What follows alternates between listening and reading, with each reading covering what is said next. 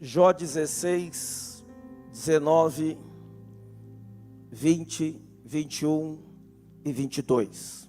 Já agora sabei que a minha testemunha está nos céus, e nas alturas quem advoga a minha causa. Os meus amigos zombam de mim, mas os meus olhos se desfazem em lágrimas diante de Deus, para que Ele mantenha o direito do homem contra o próprio Deus, e do filho do homem contra o seu próximo, porque dentro de poucos anos eu seguirei o caminho de onde não tornarei. Põe a sua mão assim no coração, diga: Pai, fale ao meu coração, edifica-me pela tua palavra, ajuda-me a colocá-la em prática. Quero viver o Evangelho, que a tua palavra me alcance, pois me alcançando, ela me abençoa. É em nome de Jesus Cristo que eu faço essa oração. Quantos dizem amém? Coloque as suas mãos assim para cima, com as palmas viradas uma de frente para a outra, e para a palavra do nosso Deus lida esta noite, dê o melhor aplauso que você puder, e abra a sua boca e diga aleluia, glória a Deus, te amo Jesus. Não deixe a sua boca fechada. E essa noite eu quero tratar do tema: a causa mais difícil da história da advocacia. Se tiver alguém aqui da área do direito, vai lhe chamar muito a atenção a reflexão de hoje, pois a causa mais difícil da história da advocacia se passou a partir da nossa existência e de tudo que acontece na palavra do Eterno. Veja que Jó, no texto que nós lemos, ele começa dizendo no verso 19: já agora sabei que a minha testemunha está nos céus, e nas alturas quem advoga a minha causa. Os meus amigos zombam de mim, mas os meus olhos se desfazem em lágrimas diante de Deus, para que Ele mantenha o direito do homem contra o próprio Deus, e do filho do homem contra o seu próximo, porque dentro de poucos anos eu vou morrer, quer dizer, vou seguir o caminho de onde não tornarei. Eu quero começar a reflexão de hoje com uma pergunta, como muitas vezes gosto de fazer. E a pergunta é essa: você gosta de filmes de tribunais? Quem gosta de filmes de tribunais, dê um sinal com as mãos. Aqueles filmes que tem reviravolta do tribunal, aqueles filmes que o advogado é sensacional, aqueles filmes que o advogado arrebenta e que no final a justiça triunfa e a verdade aparece. Ou um momento em que o próprio juiz toma uma decisão que nos impressiona. O mês passado e o mês retrasado, ambos os meses, estávamos debaixo da proclamação de fé de justiça. E o mês passado nós fizemos a seguinte declaração: não temos desafios da vida, pois Deus é justo e justificador daquele que tem fé em Jesus. E não foi possível que extraíssemos tudo o que precisava ser extraído deste texto. O Eterno me cobrou que hoje compartilhasse com vocês a contradição, ou aparente contradição, tão gritante que está nessa afirmação, e vocês talvez nem perceberam. Vocês disseram que Deus é justo e justificador, e não conseguiram talvez perceber a contradição que existe nas duas afirmações. Hoje nós começamos com a leitura do livro de Jó. A experiência desse homem foi tão forte com respeito a esta afirmação que fazemos, porque a teologia de uma pessoa é a visão que a pessoa tem de Deus, a visão que ela tem de Deus. Todo mundo aqui tem uma visão sobre Deus. Quando você pensa em Deus, você cria contornos na sua cabeça a respeito de como Ele é, que Ele pensa, como Ele age. Então a teologia de uma pessoa, ela tem a ver com essa visão que a pessoa tem de Deus. E todas as pessoas têm uma teologia pessoal, sem exceção. teologia pessoal. Mas a teologia de qualquer pessoa, ou seja, a visão que você tem de Deus, é processual. A teologia de qualquer pessoa, ela é processual. Ela não é plena, de uma vez, ela é processual. Você vai se desenvolvendo o conhecimento de Deus. Por exemplo, Abraão, quando conheceu a Deus, ele não sabia que Deus era o Deus de toda a terra. Quando você vai ver a história dos hebreus, eles pensavam que Deus era um Deus de uma geografia. Numa batalha que eles vencem, eles dizem assim: agora vemos que Deus é o Deus das montanhas e dos vales. E depois que eles vão entendendo que Deus é o Senhor de toda a terra. Então veja que é processual. Agora as experiências, e você já teve muitas se chegou até aqui, as experiências de uma pessoa podem dar contornos à sua teologia. Quer dizer, a sua visão de Deus, o jeito que você o percebe. O caráter de um homem direciona a sua teologia. Se uma pessoa tem um caráter torto, ela vai ter uma divindade torta. Ela vai imaginar um Deus com os contornos dos seus problemas. Assim acontecia com as divindades gregas. Elas nasciam a partir das distorções de alma e de percepção que as pessoas tinham. Então, o caráter de um homem vai direcionar. A teologia de Jó, ela não estava desenvolvida. Quando você lê esse texto junto comigo, que lemos hoje à noite, ele dizendo: eu preciso de um advogado, eu preciso de alguém que me defenda contra o próprio Deus. Veja, a teologia desse homem chamado Jó, ela não estava completamente desenvolvida. Aliás, ele não tinha Bíblia. E a primeira parte da Bíblia, que é a Torá, Gênesis, Êxodo, Levítico, Números, Deuteronômio, que é Bereshit, que é o Gênesis. O segundo é o Shemot, que significa nomes, que é Êxodo, tem 40 capítulos. Depois de Êxodo vem Levítico, Vaikra, que significa ele chamou. Depois vem Números, que é Bemidbar. Midbar é deserto, Bemidbar é no deserto. E depois vem Devarim, que a palavra Davar é palavra, e Devarim é palavras. E esse livro no português ficou Deuteronômio. Todos escritos possivelmente, pelo menos, quase na sua totalidade, por Moisés. Possivelmente a parte da morte dele, a gente sabe que não. Porque como é que ele poderia ter escrito e Moisés morreu, né? Então você sabe que não foi. Mas quase o escopo completo da Torá ou da Torá foi escrito, não tinha. Você tinha aí 66 livros nessa Bíblia que você carrega, no seu celular também.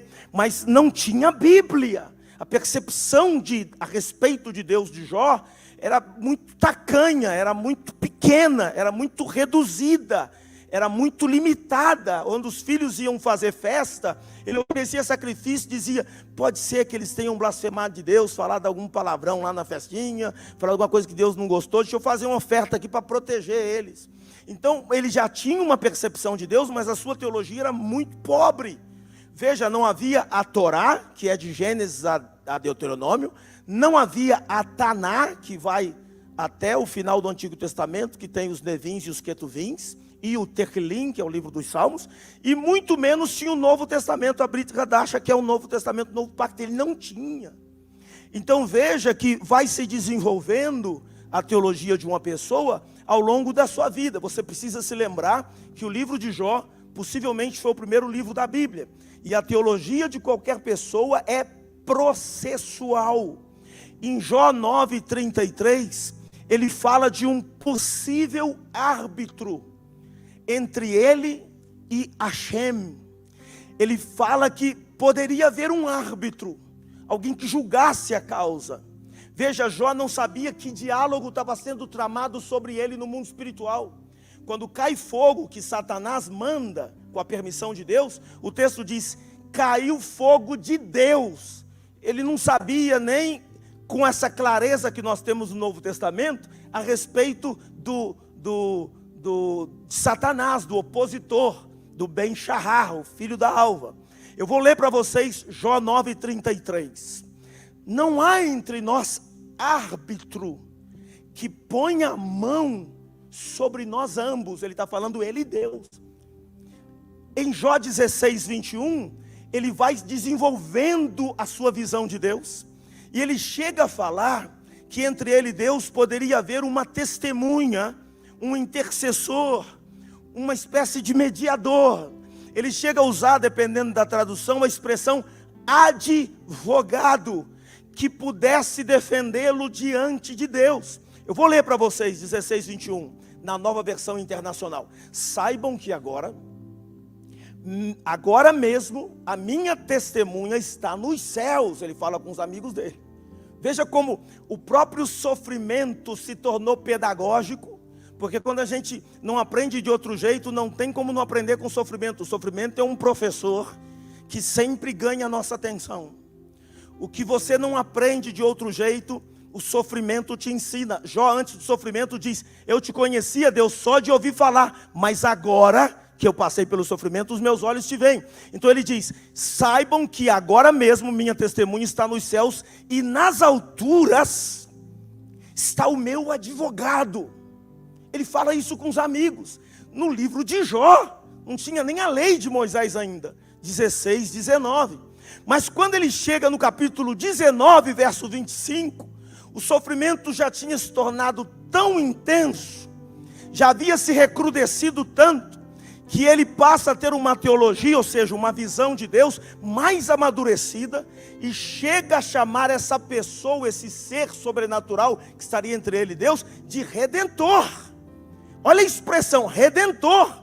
Não tinha Rio de Janeiro, não tinha estátua em cima do Corcovado, e ele já usa a palavra Redentor. E ele diz no verso 25: porque eu sei que o meu Redentor vive, e por fim se levantará sobre a terra. Jó falando isso. Agora observem que, não vendo alguém que pudesse defender a perdida causa, eu quero frisar isso, a perdida causa, a causa perdida do ser humano, porque você já nasce em pecado, diz o Salmo 51. O bem você tem que ensinar a criança, o mal ela aprende sozinho. Você que é pai e mãe, tem um filho de 5, 6 anos, meu filho, mas onde você aprendeu isso? Sozinho.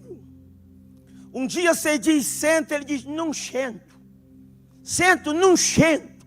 Você pega o chinelo, aí ele senta. Mas às vezes ainda responde: sou sentado por fora, mas por dentro eu estou em pé. De onde vem isso? Por que essa tendência para o mal? Por que é fácil? Por causa da pulsão adâmica que está em nós. A raça humana, olhem para mim por favor, só para mim, a raça humana é caída. A ideia de que o ser humano é essencialmente bonzinho é falsa, não é bíblica. Nós, eu e vocês, eu e qualquer pastor, temos a tendência para o mal. Veja, para você ir orar, a luta que é para começar. Para ir para um monte de coberta, a facilidade que é. Veja a facilidade que é para você ver uma série de TV. E a luta que é para ler o Salmo 139. Começa a ler, já acorda assustado com o próprio ronco. Santo remédio. Veja a facilidade que é para ir para os inferninhos, e a guerra que é para ir para a casa de Deus. Respondendo os músicos do mundo quando as músicas tinham letra, que um desses poetas perguntou: por que será que tudo que eu gosto é ilegal, é imoral ou engorda? Veja a luta para comer legumes e salada e a moleza para comer um fast food. Porque todo o nosso ser pulsa pelo mal. Se é errado, a gente quer mais. A transgressão é boa. As águas tomadas às escondidas é doce na boca. o pão, comidas escondidas, diz o texto. Então veja que a causa do ser humano é perdida. Quem pode discutir com Deus? Tem gente que fala assim para mim: pastor, procuro ser uma boa pessoa, não vou à igreja, não vou ao céu, não busco Deus, não creio em Jesus, não sei nada da Bíblia. Mas procuro ser uma boa pessoa. Pago minhas contas. Quer dizer, cumpre só o dever dele. Porque eu nunca parei no sinal vermelho e veio um guarda me dar pontos da casa. Vou acrescentar os pontos aqui que você parou. Nunca vi. É obrigação. Não, porque eu não fico embriagado. Provavelmente não vai morrer de cirrose. Tá bom. Então veja. O ser humano, a causa do ser humano é perdida. E tem gente que chega para mim e fala assim: pastor, eu procuro ser uma boa pessoa. Se Deus achar que eu mereço entrar no céu, Deus sabe que nenhum de nós merecemos. Maria teve que ser salva. Ela disse em Lucas: minha alma engrandece ao Senhor, e o meu espírito se alegra nele, o meu Salvador. Ela foi salva. A Bíblia Sagrada diz que todos pecaram e destituídos estão da glória de Deus. Então, a causa perdida do ser humano, diante de um Deus santo, soberano e justo, um Deus que não basta você dar uma garrafinha de cachaça, fazer um pactozinho para ele se embrenhar na mata, ou numa cachoeira que está resolvido, ou praticar uma simonia, como falávamos aqui hoje de manhã na pregação do batismo, que nem a simonia nos afasta dos planos de Deus. É uma outra mensagem que preguei de manhã. E tem gente falando: eu lembro mesmo da simonia quando passava na televisão, quando eu era criança. Simonia é um termo que a teologia inventou para falar com respeito de pessoas que negociam a fé, que vendem dons e milagres. Para você ser curado, você tem que pagar não sei quanto. Isso se chama simonia.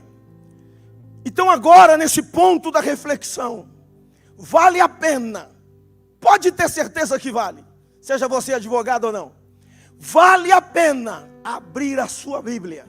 Pega ela aí, em Jó capítulo de número 9. Vamos dar uma lida na palavra de Deus.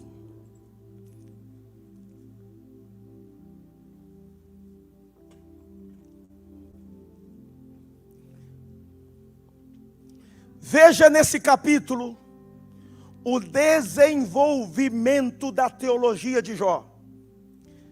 Eu quero dizer com isso o desenvolvimento de como Jó via Deus. Conhecimento é progressivo. Conheçamos e prossigamos em conhecer o Senhor. O conhecimento de Deus é progressivo. Presta atenção, capítulo número 9 de Jó. Diz assim, verso 1. Então Jó respondeu dizendo: na verdade sei que assim é, porque como se justificaria um ser humano diante de Deus? Pensa aqui comigo, olha para mim, um Deus santo. Quando eu falo assim, Deus é santo, a gente então está perdido. Se Deus é santo e não convive com pecado, estamos perdidos. Qualquer coisa que você dissesse na porta do céu, como motivo para ele te deixar entrar, não serve. Senhor, deixa eu entrar que eu fui vacinado com a AstraZeneca. Não serve com a Pfizer, com a Coronavac. Senhor, deixa eu entrar, eu mereço uma dose só, a Janssen. Não serve. Paguei minhas contas, fez seu dever. Olha o que diz o verso 2. Na verdade, Jó diz: eu sei que é assim. Como se justificaria o homem diante de Deus? Verso 3. Se quiser contender com Deus, nem a uma de 1000 coisas que ele perguntar para você, você vai conseguir responder. Porque Deus é sábio de coração, é forte, em poder.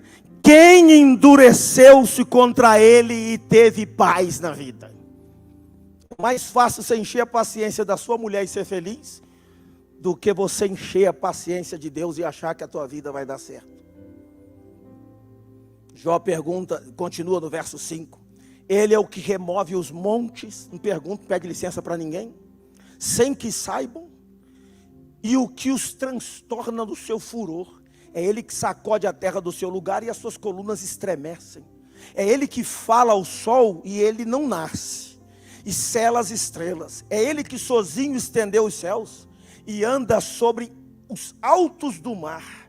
E fez a Ursa, o Órion e o sete estrelo e as recâmaras do sul. Ele fala das constelações celestiais. O que faz coisas grandes e inescrutáveis e maravilhosas sem número. Eis que ele passa por diante de mim, eu nem vi que ele passou. E torna a passar na minha frente de novo, e eu não vi Deus passando, nem sinto. Verso 12. Eis que arrebata a presa, quem lhe a fará restituir? Quem lhe dirá? Quem vai dizer assim para Deus: o que você está fazendo, Deus? Quando Deus levou minha mãe sem pedir licença, eu tinha vontade de dizer para ele: mães não deviam morrer. Mas ele não me pediu licença. Olha o verso 13. Deus não revogará a sua ira, debaixo dele se encurvam os auxiliadores soberbos. Quanto menos eu lhe responderia, ou escolheria diante dele minhas palavras, porque ainda que eu fosse justo, que eu não sou, ainda que eu fosse justo, não poderia responder a ele. Antes ao meu juiz pediria misericórdia, ainda que chamasse e ele me respondesse, nem por isso eu ia ficar achando que a minha voz é importante para ele dar ouvido. Para me quebrantar, porque me quebranta como uma tempestade, e multiplica as minhas chagas sem motivo. Não me permite respirar, antes me farta de amargura. Eu já estava com falta de ar antes do coronavírus, no verso 18. Verso 19, quanto às forças, eis que ele é forte. E quanto ao juízo, quem me citará com ele? Estou no 20. Se eu me justificar, na minha própria boca, eu tentando me justificar, eu vou me enrolar, eu vou me condenar. Melhor ficar quieto, é o que ele está dizendo. Se eu me justificar, a minha boca me condenará. Se eu for perfeito, ele pode me declarar perverso se ele quiser. Se for perfeito, não estimo a minha alma, desprezo a minha vida. A coisa é esta, por isso eu digo que ele consome tanto o perfeito como o ímpio. Ou seja, diante dele todos estão debaixo do pecado, todos são culpados. Versículo número 23. Quanto ao açoite, mata de repente, então ele zomba da prova dos inocentes. A terra é entregue nas mãos do ímpio, ele cobre o rosto dos juízes. Se não é ele, quem é logo? Não conhecia a batalha espiritual, o mundo espiritual, a teologia dele estava se desenvolvendo. Verso 25. E os meus dias são mais velozes do que um correio. Fugiram e não viram bem. Que ele sente que está chegando perto da sua morte muito rápido. Passam como navios veleiros, como águia que se lança comida. Se eu disser, eu me esquecerei da minha queixa, vou mudar o meu aspecto e vou tomar um alento. Aí eu fico com medo que todas as minhas dores, porque bem sei que não me terás por inocente. Sendo eu ímpio, por que trabalharei em vão? Ainda que me lave com água de neve, ainda que purifique as minhas mãos com sabão, agora pós-moderno, ou com álcool gel, ainda me submergerás no fosso, e as minhas próprias vestes me abominarão. Porque ele não é homem como eu, a quem eu possa responder, vindo juntamente a juízo. Olha o 33. E não há entre nós árbitro que põe a mão sobre os ombros de Deus e meu. Tire ele a sua vara de cima de mim e não me amedronte o seu terror. Então falarei e não temerei, porque não sou assim em mim mesmo. Ele estava todo estranho. Ele disse: eu não estou me conhecendo. Pergunta de Jó é: quem poderia ser árbitro entre mim e Deus? Não há mediador. Se você tem uma briga com um ser humano, você pode chamar um outro juiz, alguém que está acima. Mas se o seu problema é com Deus, e nós nascemos com um problema com Deus, Quem seria o nosso mediador? Não tem VAR entre nós e Deus. Não tem árbitro de vídeo. Não tem tirateima. Ele é santo e nós somos culpados e acabou. Estamos perdidos, destinados ao lixão do inferno, que a Bíblia chama de Geena, aonde o bicho não morre e o fogo não apaga. Quem poderia argumentar com Deus a favor do homem, se ele é justo e a gente é culpado? Nossa causa é pior que a de Lázaro, que morreu lá em Goiás. Mas aí é que entra Jesus Cristo. O único que poderia defender você e eu diante do próprio Deus tinha que ser o próprio Deus. Por isso que em Hebreus 9, 1:9 está dito, e no Salmo 45, 7, que Jesus é Deus. Eu vou ler para você. O texto está falando para Jesus: amastes a justiça, odiastes o pecado, a iniquidade. Por isso Deus chamou Jesus de Deus. Por isso Deus, o teu Deus, te ungiu com óleo de alegria, mais que a todos os teus companheiros. Essa palavra ungiu é Mashiach, Christos. Jesus é o ungido, Jesus é o Cristo, Jesus é o nome comum em Israel, como Silva aqui no Brasil. Mas não é qualquer Jesus, é Jesus o ungido, o Cristo. E Ele está aqui hoje à noite para advogar a nossa causa.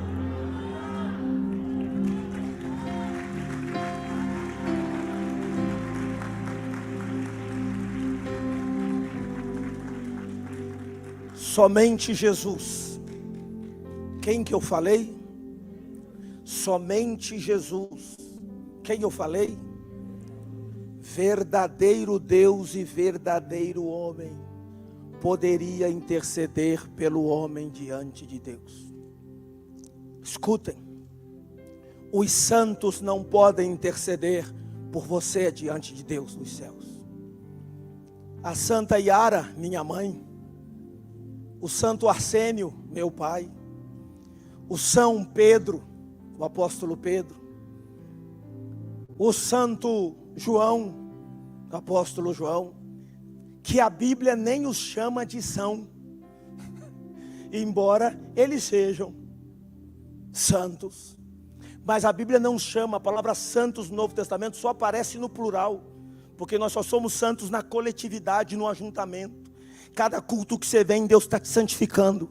Cada versículo que você escuta numa célula, Deus está limpando os seus neurônios, consertando e tirando os riscos que a pornografia causou lá dentro. Ele está ajustando e arrumando a sua alma das confusões e dos traumas. Ele está restaurando a sua força interior. Cada versículo vai te limpando. Jesus disse em João 15:3: vocês já estão limpos por causa da palavra que eu vos tenho falado. Olha, querido, somente Jesus, porque os santos não podem. Não adianta eu dizer: Pedro, rogai por nós, Arsênio, rogai por nós, Teresa, rogai por nós. Eles não podem interceder diante de Deus nos céus. Maria, a mãe do meu Salvador, maravilhosa mulher de Deus, santa, Santa Maria, sim, ela foi santificada em Cristo, mas ela também não pode interceder, ela não tem esse papel. Ela disse em João 2, façam tudo o que Jesus disser. Ela diz: eu sou a serva do Senhor, cumpra-se em mim a sua palavra. Mas ela nunca disse que era intercessora, não na Bíblia. Os anjos não podem interceder por você, porque para interceder pelo homem, preste muita atenção nisso, tem que ser homem. E para interceder diante de Deus, tem que ser Deus.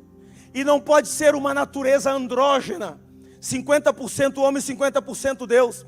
Teria que ser 100% Deus e 100% homem.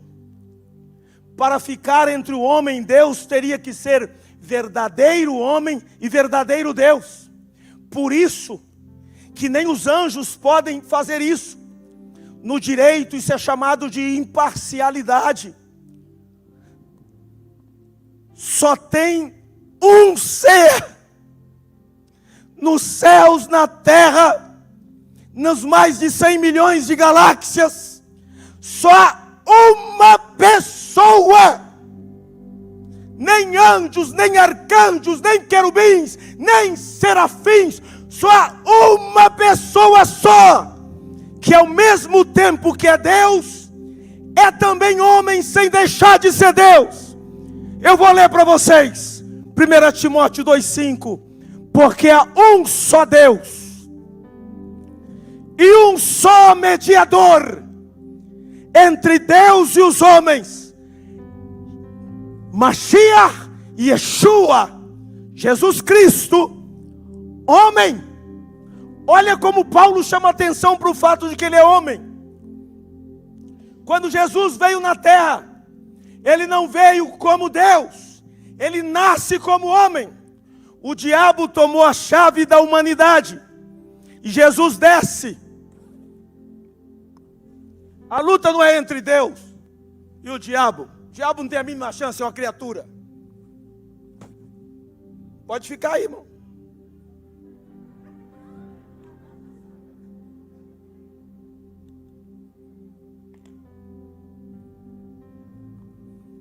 Há 2000 anos atrás, o Verbo se fez carne e habitou entre nós, e ele venceu o diabo como homem para você e para mim, e nunca cometeu pecado.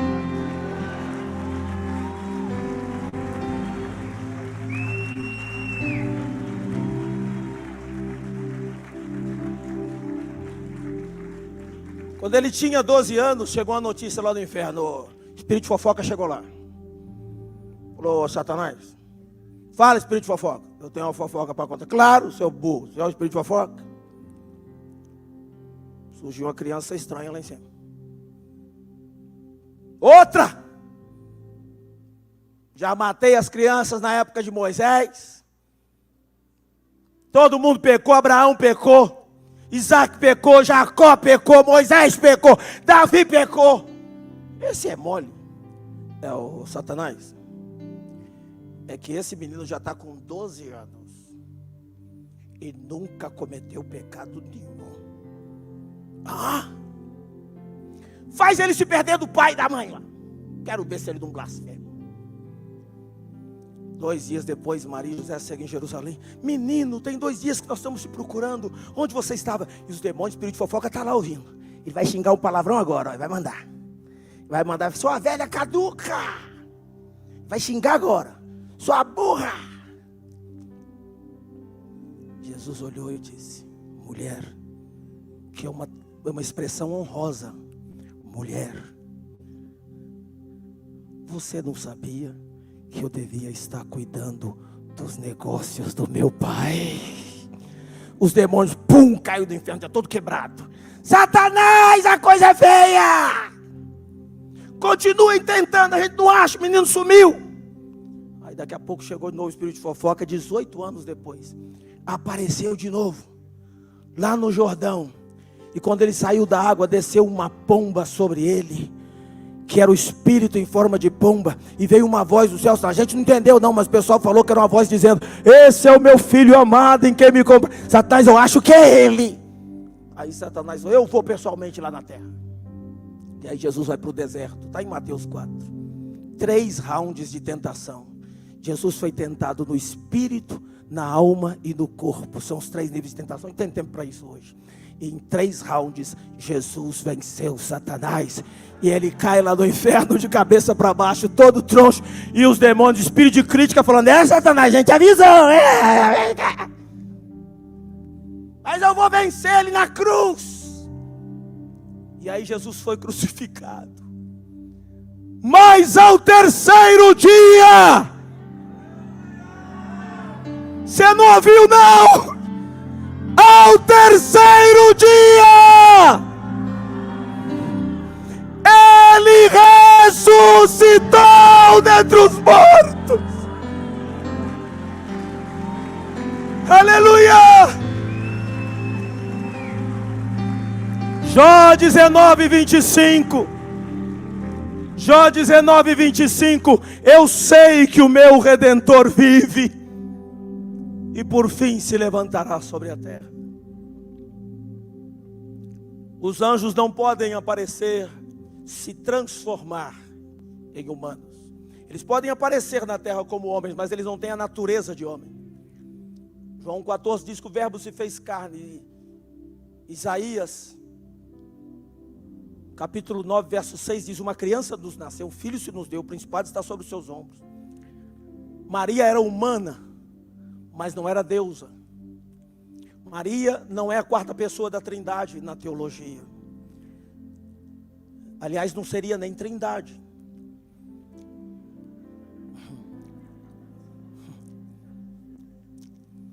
Eu vou ler de novo. Eu pus 2 vezes o texto para eles, para me obrigar a ler de novo. É a palavra que trata o teu espírito. Ela é viva. Vou ler para vocês. Porquanto há um só Deus. Quantos?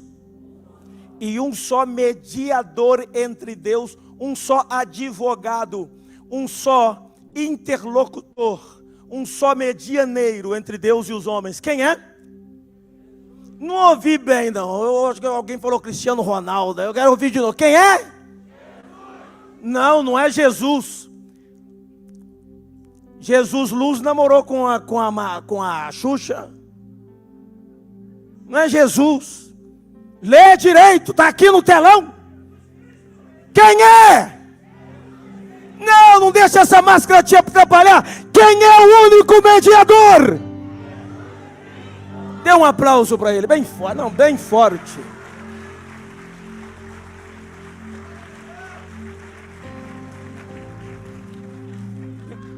Me perdoem me emocionar, é que isso é tudo para mim.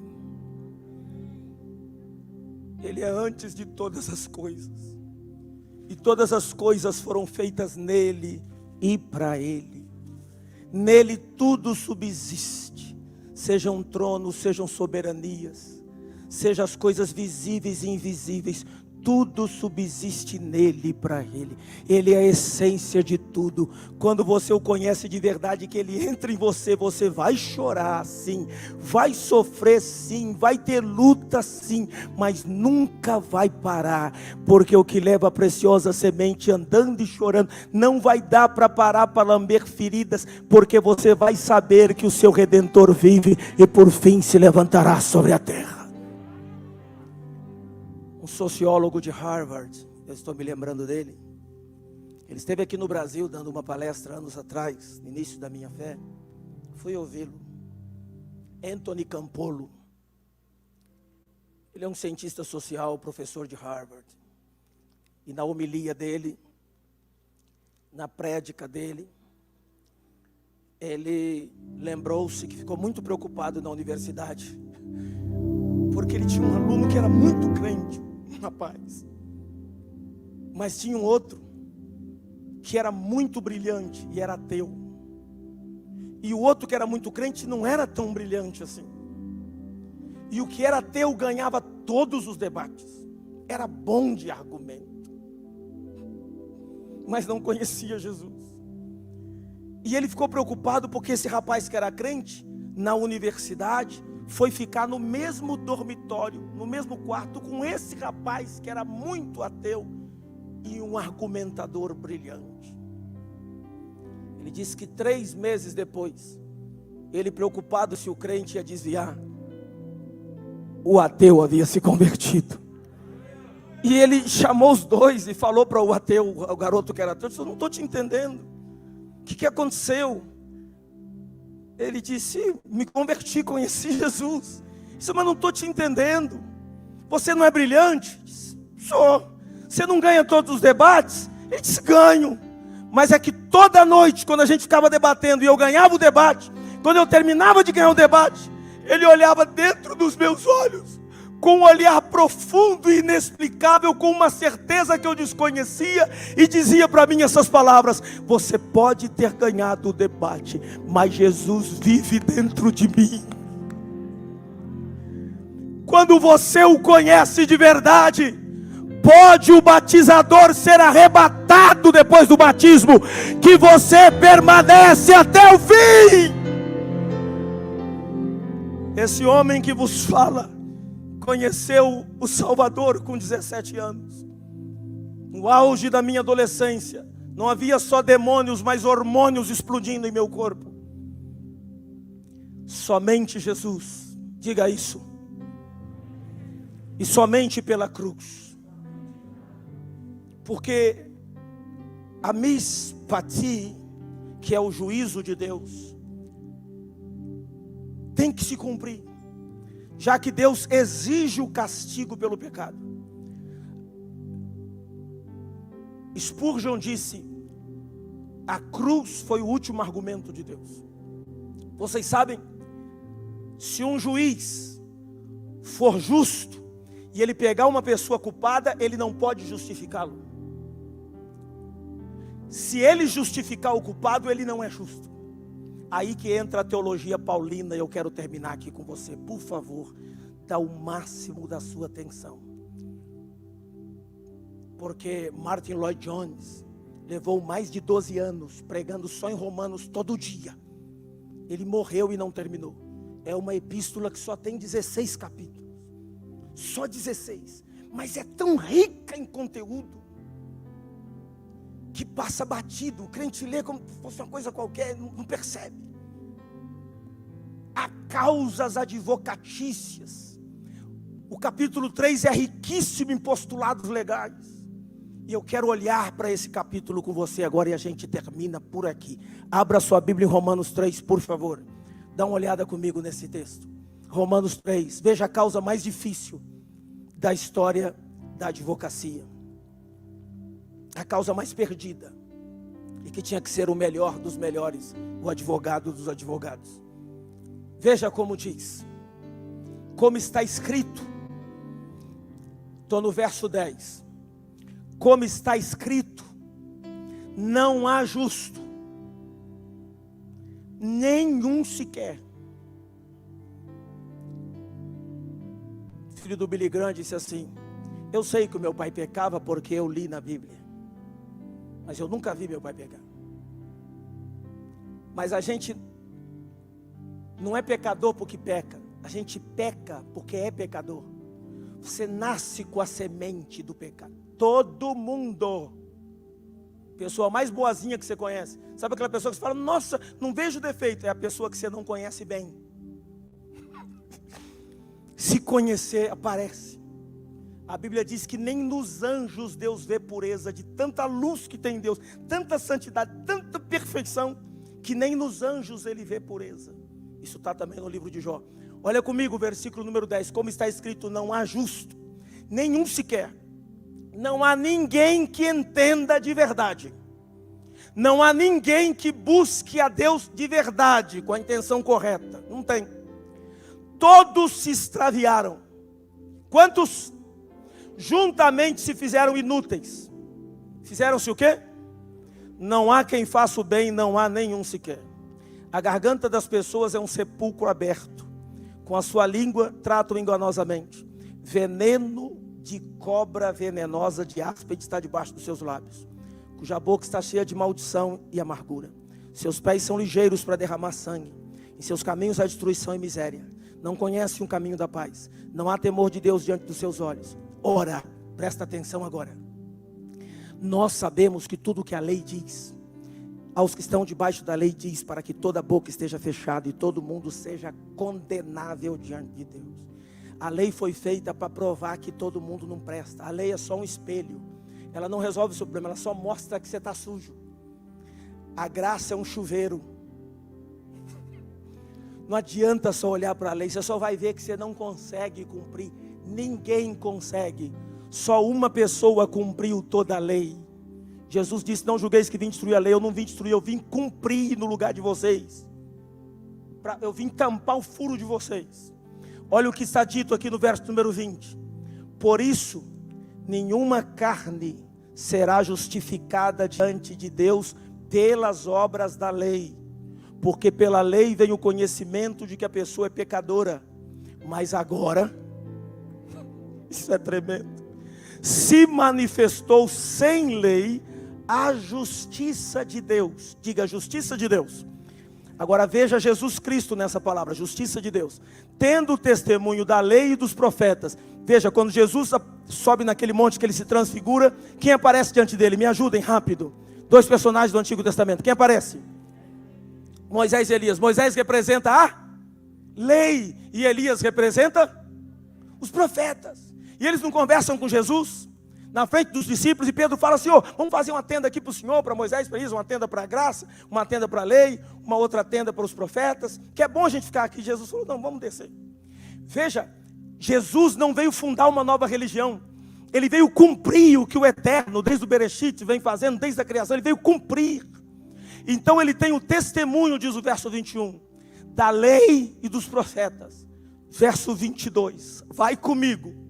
Isto é, a justiça de Deus pela fé em Jesus Cristo para todos e sobre todas as pessoas que crerem, porque não tem diferença. Porque todos pecaram e destituídos estão da glória de Deus, sendo justificados gratuitamente pela graça, pela redenção que há em Cristo Jesus, ao qual Deus propôs para perdão, propiciação, pela fé no seu sangue, para demonstrar a sua justiça pelo perdão dos pecados dantes cometidos debaixo da sua paciência. Cheguei no 26. Para demonstração de que Ele é um Deus justo nesse tempo presente, para que Deus pudesse ser justo. Como que Ele é justo? Ele castigou o pecado. Fez, tem que pagar.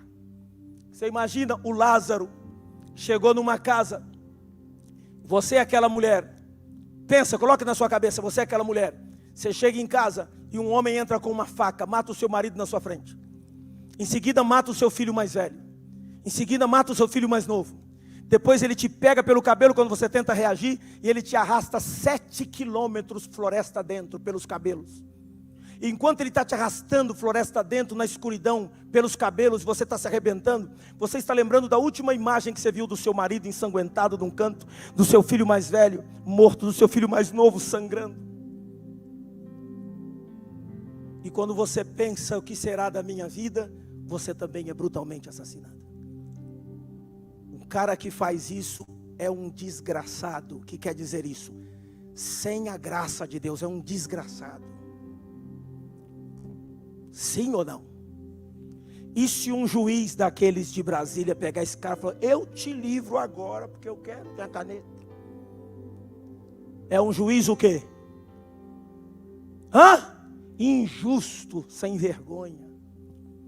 Mas Deus se tornou gente em Jesus, vestiu a tua roupa podre do pecado, a roupa de condenado, tirou a roupa dele de filho e de redenção, vestiu em você, subiu na cruz e disse: Pai, pode bater, eu vou sentir o que eles iam sentir a eternidade toda, eu vou ter que sentir por um segundo aqui o que eles iam ter que sentir, que é o desplugar, a desconexão, é cair o Wi-Fi da nossa existência contigo e dar aquela dor de uma depressão inexplicável. Eu vou ter que sentir. Tá bom, pai, pode dar as costas. Aí o pai virou as costas para ele e veio a dor. Ele gritou: Eli, lama sabachthani, Deus meu, por que me desamparaste?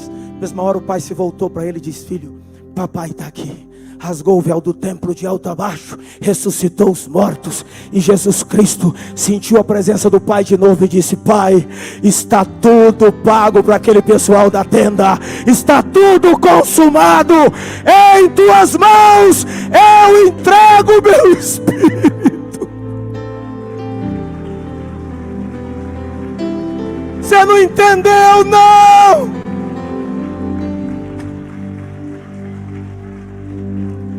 hoje você ficou no lugar dele, então Deus te ama hoje à noite, como ele amava Jesus. Trocou de lugar. Então Deus castigou o pecado. Castigou ou não? Meus pecados castigados em... Ele castigou, ele é justo. Mas como ele é justo, ele agora pode justificar os que entregam suas fraquezas para Jesus. É por isso que todo dia de manhã, antes de sair do seu quarto, escorregue e entregue seus pecados. Senhor, eu te entrego até os meus sonhos blasfemos durante a noite, porque eu não presto, porque o melhor de mim é trapo de imundície. Aí ele vem com sangue e te lava. Então, se é ele que faz isso, Paulo pergunta no 27, onde está a jactância? É excluída. Por que obras da lei? Não, pela fé. Aí tem crente que não entende isso aqui, ainda lê, pensa que era uma irmã da igreja. Onde está a irmã jactância? Foi excluída, Paulo excluiu ela. Não entende nada. Onde está o orgulho? É o que está dizendo o texto. Não tem orgulho, estou salvo pela graça. 28, concluímos, pois, que o homem é justificado pela fé, sem precisar das obras da lei. Porventura é Deus somente dos judeus, e não é também dos que não são judeus? Claro que ele é também dos que não são judeus, visto que Deus é um só que justifica pela fé a circuncisão e a circuncisão. Anulamos, pois, a lei pela fé? Quer dizer, então vamos viver do jeito que a gente quiser? Paulo responde, de maneira nenhuma, verso 31, agora é que a gente vai cumprir a lei, porque o amamos e não queremos ferir o seu coração. Tem gente que pensa que Jesus pagou o sangue dele para o diabo, e o diabo entregou a gente para Deus, mas não foi. Jesus pagou para Deus. A justiça de Deus exigia. Veja o que está escrito, muito mais agora pelo sangue de Cristo, que pelo Espírito eterno a si mesmo se ofereceu sem mácula a Deus. João capítulo 2, nós vamos fazer algo essa noite. Você vai ficar em pé no seu lugar, vai abrir sua Bíblia no livro da Revelação, Apocalipse, vai voltar e vai achar uma carta que tem um pouquinho antes de Apocalipse. Você vai achar Judas, aí é uma folhinha só, volta, 3 João, 2 João, 1 João, para aí, não é o Evangelho de João, é uma carta que tem 5 capítulos só, vê se é essa, capítulo 2, que tem gente que pensa que Jesus só tem solução para quem está lá no mundo. Então quem chega do mundo é bem recebido, quem é da igreja sofre pressão, se for filho de líder então mais pressão, se for filho de líder de macrocela, mais pressão, se for filho de pastor, mais pressão. Sabe por quê? Porque as pessoas pensam que Deus só tem misericórdia para quem está lá fora. Eu tenho uma boa notícia para você que veio aqui hoje, e nesse tempo de pandemia andou com o coração meio desgarrado, frio. Estou até sem graça de olhar para ele, que ele é tão santo. Olha o que Yohanan escreveu sobre esse advogado. 1 João capítulo de número 2. Filhinhos meus, estas coisas vos escrevo, não é para vocês ficarem à vontade de querer pecar, não, é pelo contrário, para que vocês não pequem, tá? Isso não combina com vocês. Agora, se todavia alguém pecar, temos um advogado junto ao Pai, Jesus Cristo, o único que é o justo. Fecha a tua Bíblia, curve a sua cabeça, fecha seus olhos, diga assim comigo: Senhor, eu confesso que eu não presto. Como disse Paulo, quem me livrará do corpo desta morte? Miserável homem que eu sou, mas graças a Deus que nos dá a salvação por Cristo Jesus. Obrigado, Senhor Jesus, por ter advogado a minha causa diante de Deus. E agora eu sou aceito para a salvação. Não sei nem o que te dizer, porque eu sei que eu não mereço. Eu sei que eu sou um pecador. Todo dia o pecado vem me visitar. Eu tenho que rejeitá-lo. Até o fim dos meus dias vai ser assim. Mas eu escolho me entregar a Ti. Jesus, Tu és meu advogado.